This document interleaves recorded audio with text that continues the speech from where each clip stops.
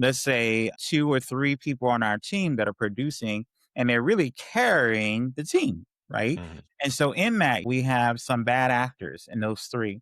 Those bad actors are making the team feel certain kinds of way, and there might be bringing disgruntledness and all those things. From a leadership standpoint, you try to weigh those pros and cons because you're sitting there saying, what outweighs the most? Do the complaints about this employee outweigh that everybody on the team is making their bonuses? We're ranking number one. No one is glaring eyes on us 24 hours, 7 days a week to saying you're not producing, you're not making your numbers. You look at this and it's really a hard aspect for a leader to say, well, damn, if I get rid of my three, then I'm going to be effed because now I got to catch all up 6 months to a year later to get to where we are now. Leading Ain't Easy, the show that cuts through the noise and gets real about leadership. I'm Ryan Calkins, Marine Corps veteran and founder of Reframe and Rise, and I'm here with my good friend and fellow leader, Erny Epley, founder of Bus Pro Network, as we unpack the highs, lows, and hard-earned lessons of what it actually takes to lead with character in today's world. It's not another highlight reel or fluffy leadership pep talk. We're talking about the stuff most people don't, the doubt, the pressure, the people problems, the pivots, and the personal growth that it demands.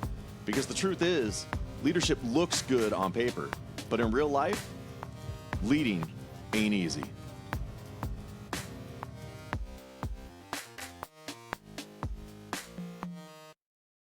Welcome back to Leading Ain't Easy. Today we wanted to focus on a topic. We received some feedback from the last episode where there was an example where we talked about an employee that was a recurring problem. It's kind of a joke that Ernie and I did, and somebody said that it would be an interesting topic to explore. So today we wanted to focus on if management isn't doing anything after multiple complaints about the same person and our lived experience there. You may notice John Moore back. He was our first guest when we started having guests, and we're happy to welcome him back for this episode. And Thank, yeah, welcome.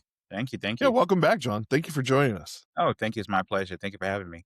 So getting into this topic, it was, again, one of a listener suggested topic. It's something that is, I think every leadership personnel deals with it at some point, some level. And it's one of those catch-22s. It's real paradoxical because you want to address the elephant in the room, right?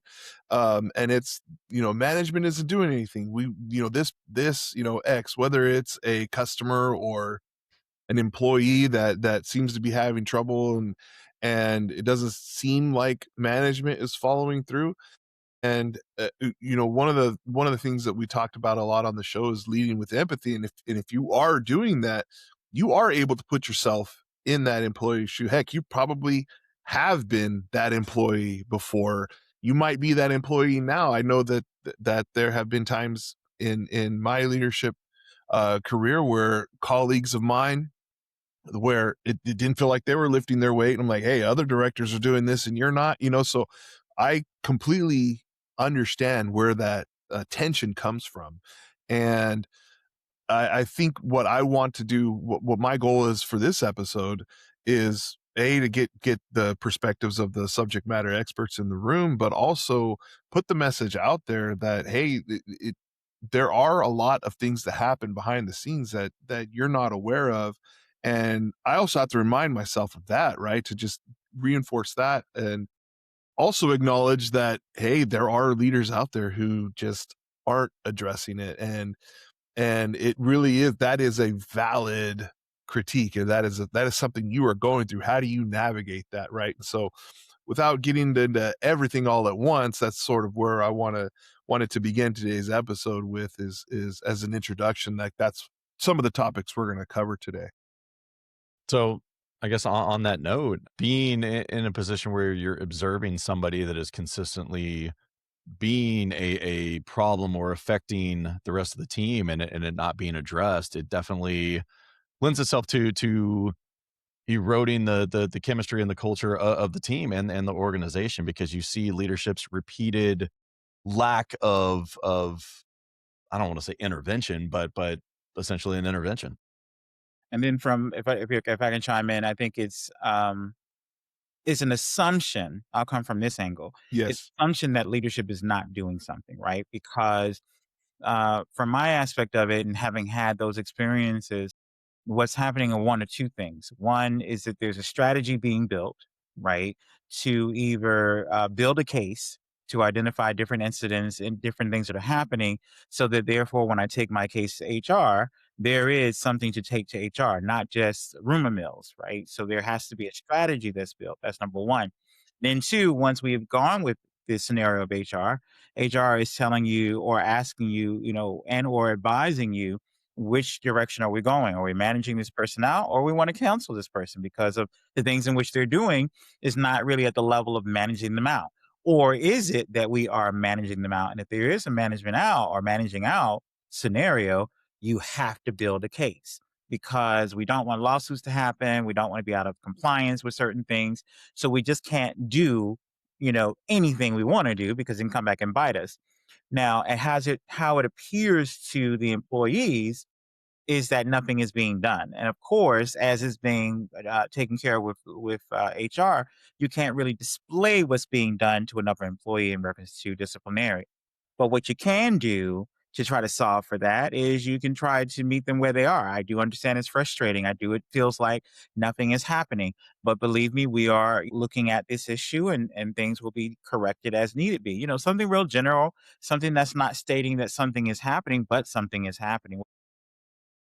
I that's an excellent tool because my sort of knee-jerk reaction is, and I've said this in as many words, like, it's none of your business, right? Like, what I am following up and let me do my job, right? Right. That's the knee-jerk reaction. That's the very human part of me, is to feel attacked, saying, "Oh, wait, you're telling me as manager I'm not doing my job? Well, let me tell you how I am doing my job."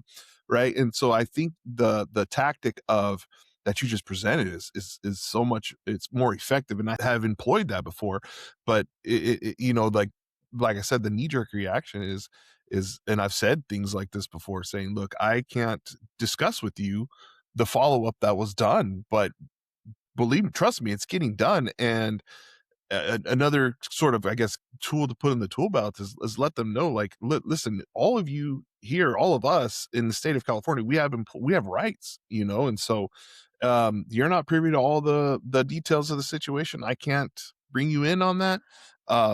But we are exploring and we are following up, and it feels so. Sometimes it feels cheap to say that, because it feels like you're coming at it from an angle of, just trust me, bro, I got you.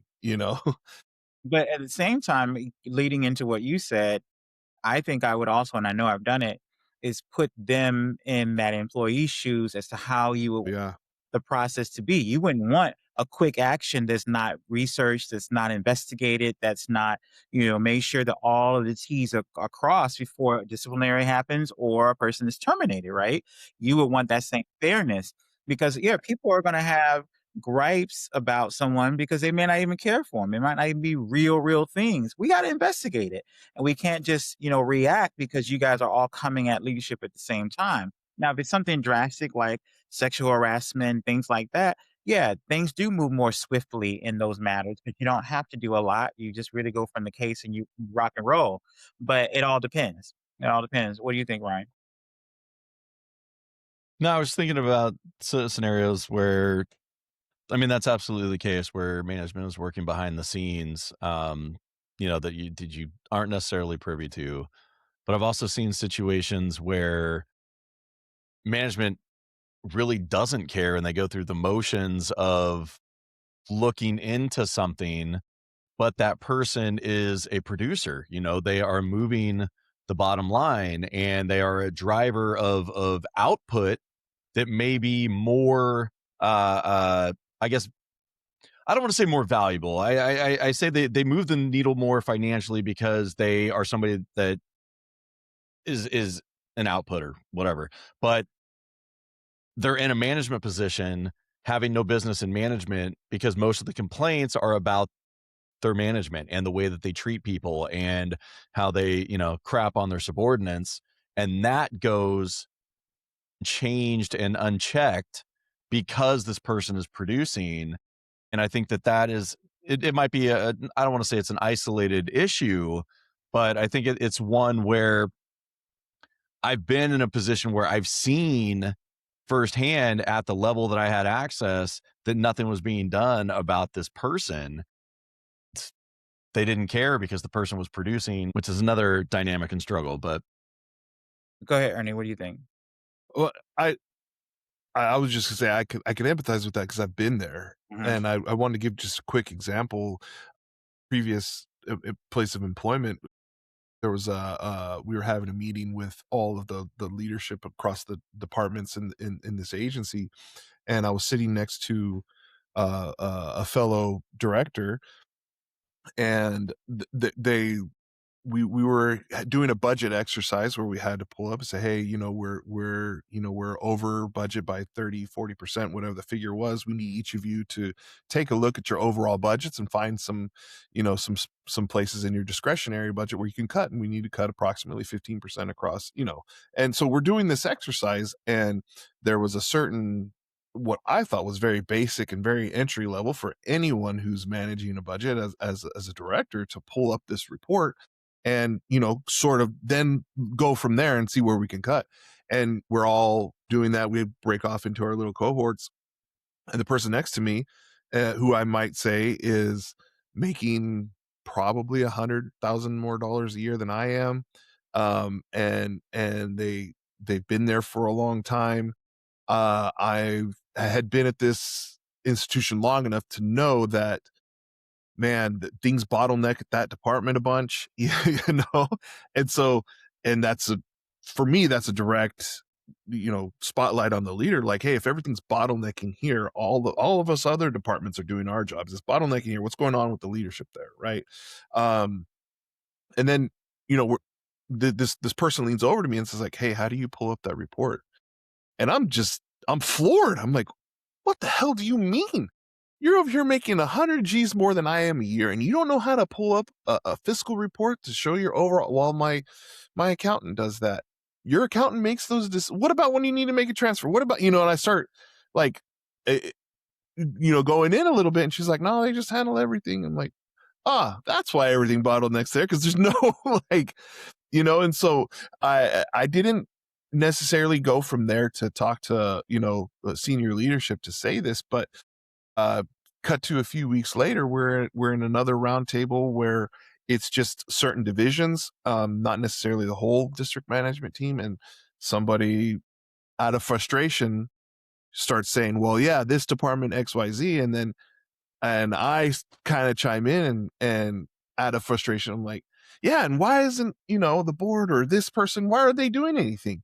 A couple weeks ago, I gave them the whole story that I just gave you all, and I had to really, it was sort of, if looking back on it, I wish I hadn't been so emotional about it, because I feel like I could have done it in a lot more professional way. But I said our topic, in so many words, like, hey, this sounds like this has been going on for a while. What are you guys doing about it? This is affecting the service, and across everything. So yeah, I definitely have been there, and I know, and maybe when I'm done, like, I want to hear like some tools that helped y'all in the past, and kind of navigate through that situation. And I'll just say this, and shut up. But it was the way I ended up, you know, sort of working through it, was going back to, hey, you could only control what you can control, Ernie. You need to focus here, because the more I focus out there, I'm not, my eyes aren't here, and things are going to start slipping up here. And then I'm going to be right there with it, and I'm going to be contributing to the problem rather than being part of the solution, and just doing what I can do and letting that process play out. The process did play out. I'm glad you mentioned the frustration piece, because we talk about teams and how it can be affected by this type of managerial lack of stepping in, and how it can erode the team. And just after a while, like, that frustration mounts and people stop reporting anything because they feel like management isn't going to do anything anyway, and you end up losing a lot of people that they don't conform, so they just leave, or they become disengaged and stop producing like they used to. I would like to come from both sides scenario. I want to come from a management side and from an outward looking side. From a management side, you have one of your key players that's producing and is making the team number one over and over and over again, right? But they're also a problem. So you're trying to weigh this scale. Do I come out of the ranks of being number one? Do I come out of the bonus pool? That I'm making I'm making my bonuses. My staff are making their bonuses. All this is happening because we have, let's say, two or three people on our team that are producing and they're really carrying the team, right? Mhm. And so in that, yeah, we have some bad actors in those three. Those bad actors are um, making the team feel certain kinds of way, and there might be bringing disgruntledness and all those things. From a leadership standpoint, you try to weigh those pros and cons because you're sitting there saying, what outweighs the most? Does the complaints about this employee outweigh that everybody on the team is making their bonuses? We're ranking number one. No one is glaring eyes on us 24 hours, 7 days a week, to saying you're not producing, you're not making your numbers. You look at this, and it's really a hard aspect for a leader to say, well, damn, if I get rid of my three, then I'm going to be effed because now I got to catch all up 6 months to a year later to get to where we are now. So that's where that paralyzing of making that decision kind of comes. It's like, fuck, I'm going to be in this situation that I can't move left or right. So that's one aspect of it. Then you have another aspect of it where I know this for a fact. The person would come to work drunk, high, and every day coming in this way, and they're a producer. They are a producer. They get out there, they sell roofs, they sell, all this other construction stuff to make the company money, and they're getting money in. Nothing is ever done about it for the simple fact that they produce. And so for years, they kept this employee on because of the simple fact that they produce. So it's not always as black and white to say the manager's not doing anything. They're looking at bigger picture that, let's say, and this is no disrespect to any employee, that the employee is not privy to. The employee is only privy to is what they see in the now. What they see now, it makes them feel the way they feel. We get it, totally understood. But what the leadership standpoint is supposed to be not only for now, middle, and future. And whenever they make their decisions, the decisions have to be precisionally cut.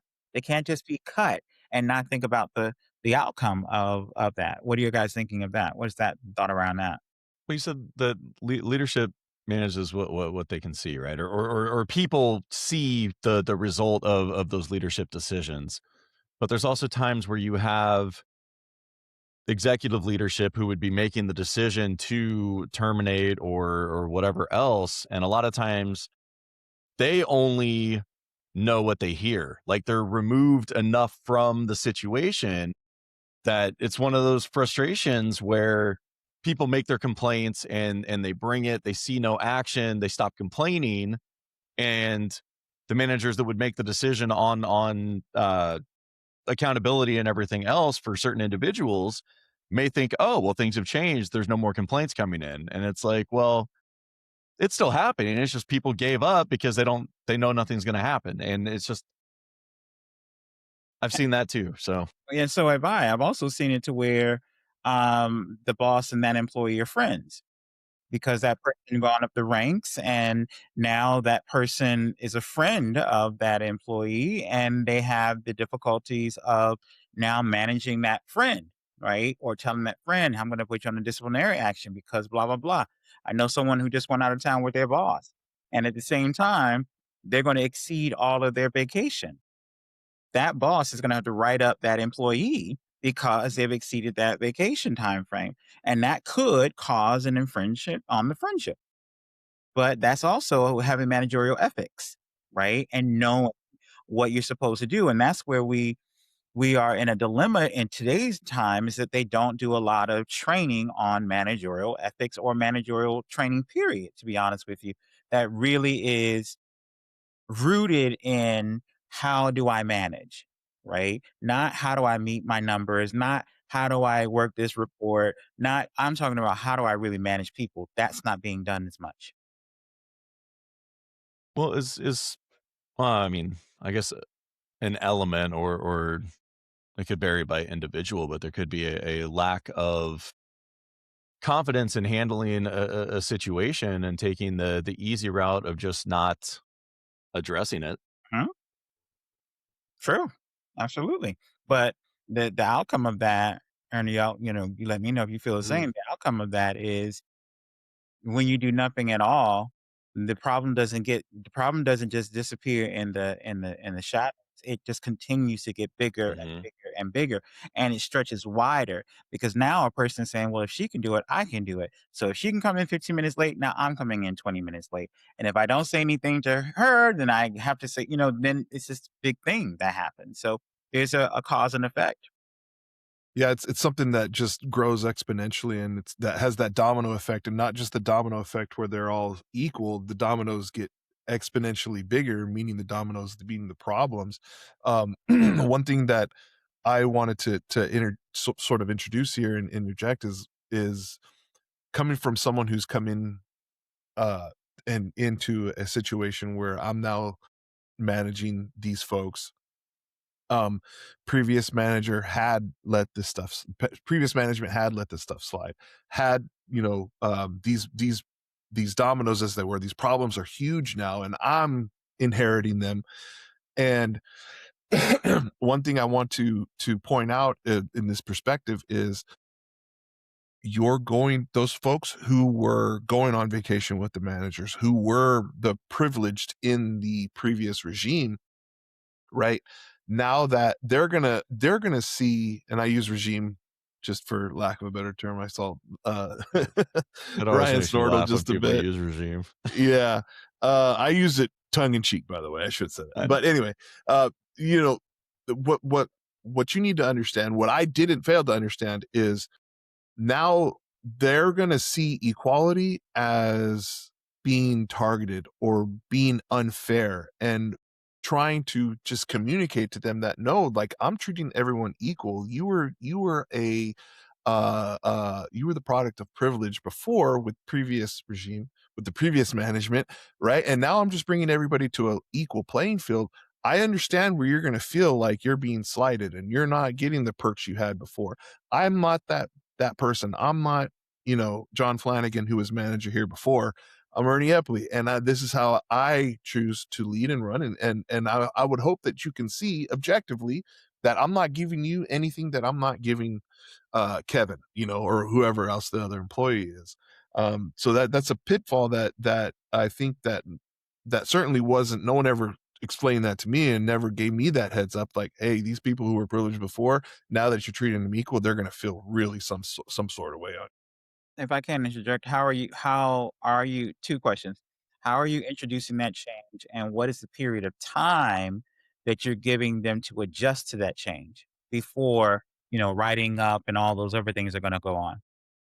Some of it was things that needed to be addressed immediately, and there was no implementation period that I felt as management. No, not that I felt, that I saw, like, hey, this can't go on anymore, because this is something that's grown huge. I need you to understand that I know this is the way we need to move now. And there are certainly other things that weren't as big a deal. I'll use the example of uniforms, right? This person never wore the uniform before, and to be honest, like, we're not going to fire somebody over a uniform. It's never going to get to that point. It's going to, I mean, where we're at, right? Okay. Your So respect for uniforms just went out the window. they weren't there to begin with. So with certain people, right? So, so I guess I would have to take it and scale it on, this is a safety issue. This can't change. This has to be addressed right now. There is no window for this. Um, the whole uniforms thing. let let's give that a little bit longer of a runway, and let's see how we can get better. And not and here's another tip that I learned is not waiting until you're at 100% to celebrate the days that you are 2% better. Celebrate the time, like, try and build on that momentum. Say, hey, I noticed you were on time today. Thank you. I know we just had a conversation about that, and a one-on-one, obviously a one-on-one scenario there. with the employee, I appreciate you working on this. And it could be that that was the first since your conversation, that was they're only like 1 out of 3. But hey, before they were 0 for 3, now they're 1 for 3. Let's get 3 for 3, right? And sort of build on that. Yeah, I think that. What do you think, Ryan? Before I chime in, what do you think? What is it? No, What's I like that. Go ahead. So sometimes Ernie jumps in and says something that I'm like, man, all right, didn't know you had it in you.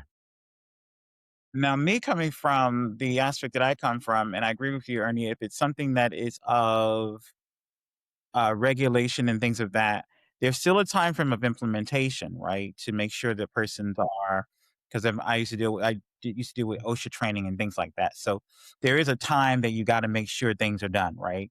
But I've always found, and also gotten direction from HR, is that if we're implementing any form of change, you always give like schedule changes, policy changes or whatever. You give them enough time because the adaptability is better. And also the receiving of the change is better because they feel like they are part of it. Like, okay, I'm giving you 30 days. It's 30 days. Yes, 30 days is good. You think you'll be able to, get your schedule together by 30 days. Okay, whatever, or the uniform or making sure that this particular valve is tight because it's a security or safety. Those kind of things, depending on what they are, to your point, some will have to be immediate, but even in the immediacy, we're still not writing them up because they might have Yeah, forgotten, kind of thing, right? right. And depending on the extensity of the safety issue, it may be. But at the same time, I've always found that if you give people enough time to adapt to change, they will. They'll be bought in, they will receive it. Especially an example you gave when there was previous management and everybody was running amok, and now you're trying to home everyone in. You definitely got to give enough time because think about it, they might have been doing that for years. Yeah. And now you're saying tomorrow everything is different. That's really going to mess up the morale. That's going to really not allow, and they're going to fight against it. Man, they're going to, fight against you, period. So to get the buy-in, you should give them enough time to do it. And then you also explain the safety issues and you put them in the company's feet shoes, you put themselves in the shoes so that they really have the buy-in to what the parameters are. What do you think about that? Yeah, perfect, spot on. If I may add a bit to it, um, I have found that you get even, with the runway, Mhm.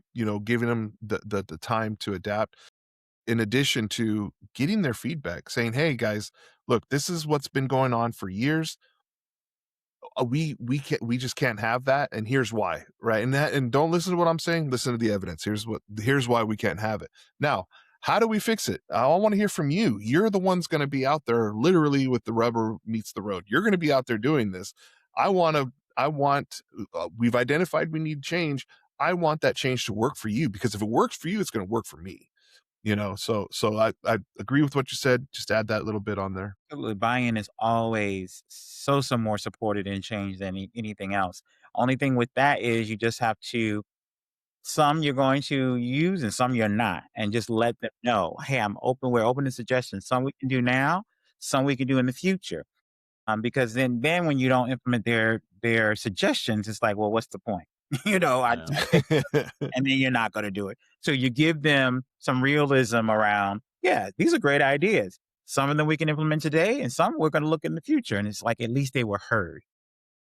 And I think that sort of even answers the question too, is like, um, we're what some of these issues might have been brought up by other issues saying, "Hey, this is," back to today's topic. Yeah, That's a great answer to, "Hey, management is doing something." And sometimes they, like you said, they don't see that from their perspective.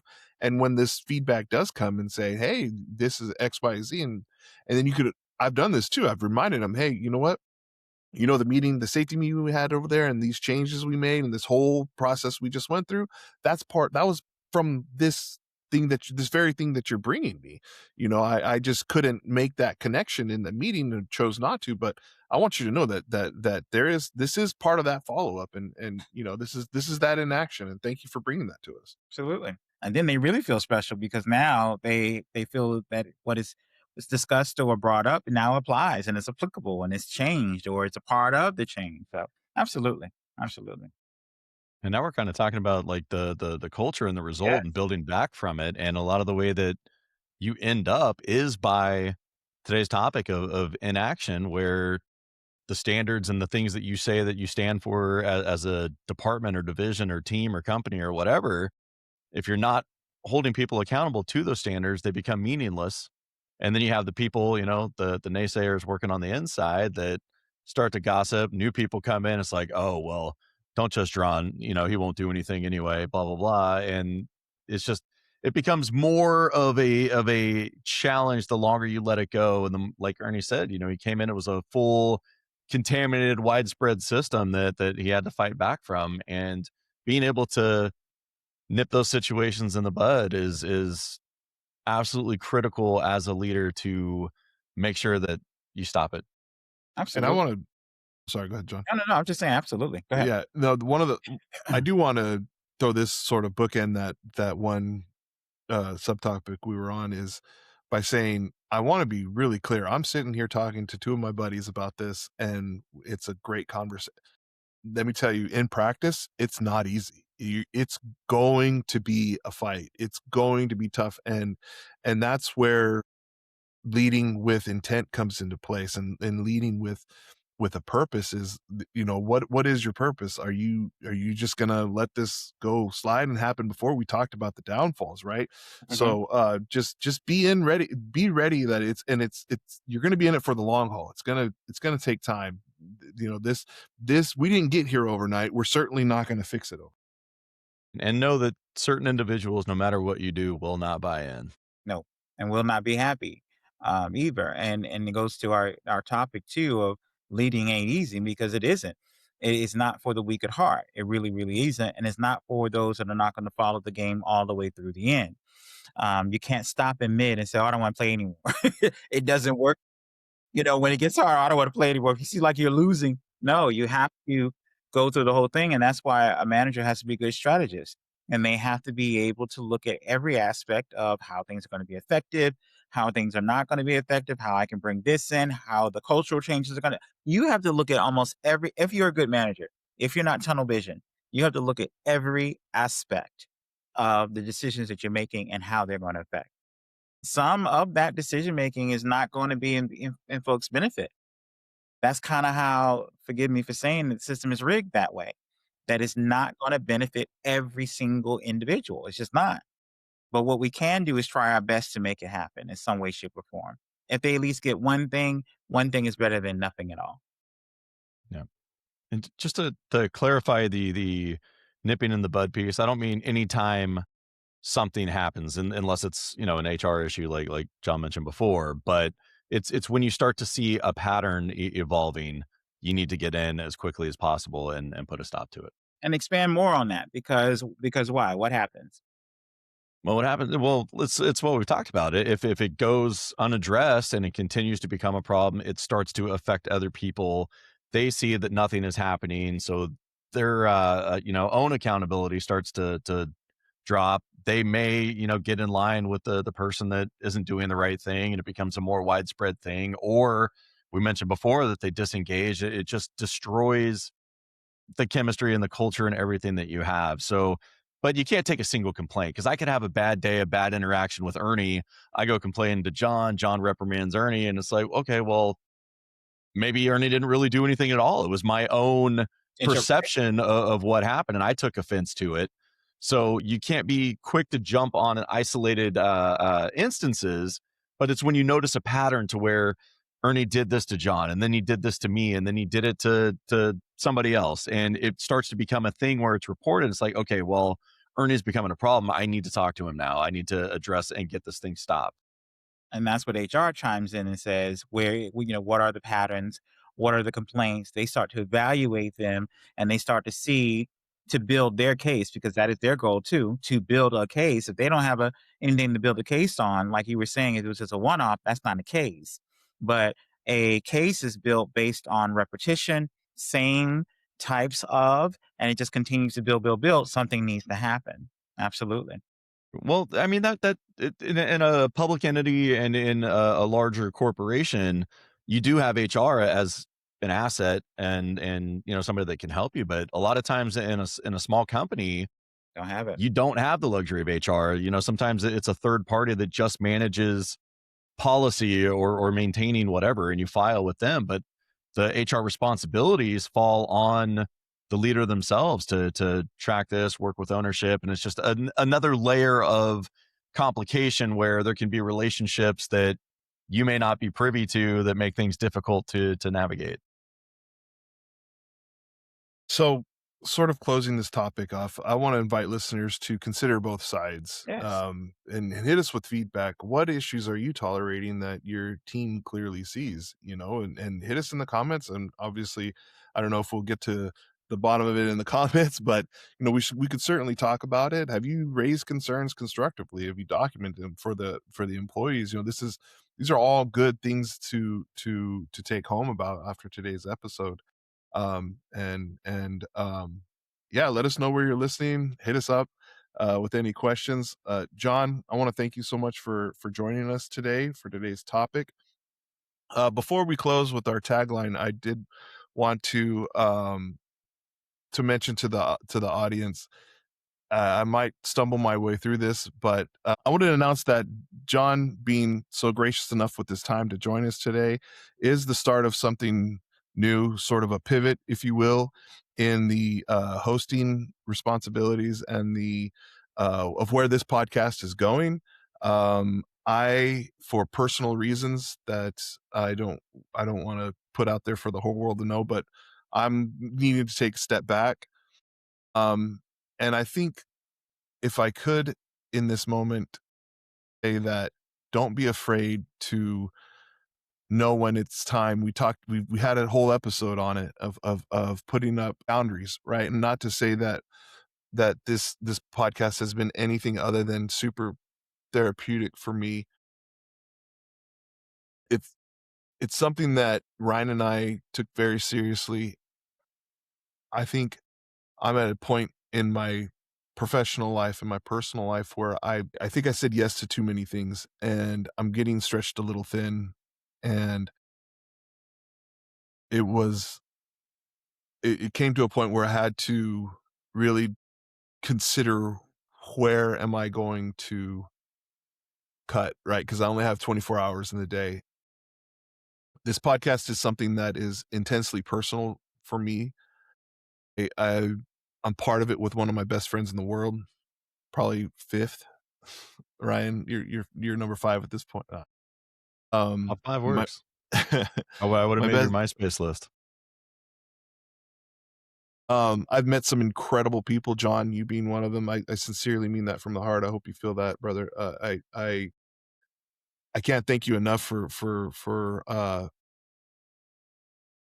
being willing to step in, and it almost feels like a failure, and I don't uh, it's I'm just at the point in my life where I need to move some things around. I'm not going anywhere. You're not gonna get rid of me that easy, Ryan, or audience. We're just gonna shift over. John's gonna be taking over co-hosting duties moving here on out. My plan is to be here where time and space allows, but I I, I do want to just wrap this whole thing up by expressing my sincerest and heartfelt thank you to Ryan, um, and for making something like this possible. Uh, Thank you to John for stepping up in a massive way. And this is not the end. It's just a shift, and I have complete faith and trust that, John, you're going to take this and be 100 times better than anything I could have ever done with it. And um, I think if I could just tag along here and there, I would greatly appreciate it. I love you both. Thank you so much. And can I say something real quick if you don't mind, Ryan? Of I think course. awesome, um, Ernie, for you to identify what you need. I think that this is important. Men don't do it enough to identify what they need for themselves, right? And to be honest with the fact of what is too much and what's too little, right? You have now paved a way for me and for others, if you will, in this sphere to be able to talk about topics that need to be talked about in a very comfortable setting, guys just talking about life, and you've done this, with Ryan. So you're leaving a legacy that I'm just taking the baton and just keep running the race for you. You started this, and all I'm doing is just continuing it for you. So if it wasn't for you and Ryan, there would not be a John. So we appreciate you, and we appreciate and respect the fact that when you need to reorganize, and that's totally okay. And we're here for it. Appreciate that. Thank you so much. Absolutely. All right. Well, now that Ernie's gone, let's. No, I'm just kidding, man. I tell you. But yeah. So like they said, next week, Ernie will be taking a step back. John will be stepping in as co-host, regular co-host, serving forward. Ernie will try to join us as able. But next week will be the first episode with John and I taking the helm, and hopefully we'll carry over the same chemistry and fun and conversation that Ernie and I have brought to this point. But until next week, leading ain't easy. Don't have to do it alone. Thanks for tuning in to Leading Ain't Easy. If something in today's episode resonated, please do us a favor and share it with someone else who leads or aspires to lead. Because honestly, none of us have this figured out, but we can all get better together. If you're a leader or professional feeling quietly stuck in your career, visit reframerise.com. It's a career and leadership coaching firm where I work with veterans and other high achievers to realign their work and lead with purpose. Again, that's reframerise.com. And if you're looking for leadership tools, training, or support for your transportation department, check out Bus Pro Network, where Ernie helps school transportation leaders across California build safer, stronger teams. Please subscribe wherever you listen, leave a review, and let us know what topics you'd like us to tackle in the future. And remember, leading ain't easy, but you don't have to do it alone.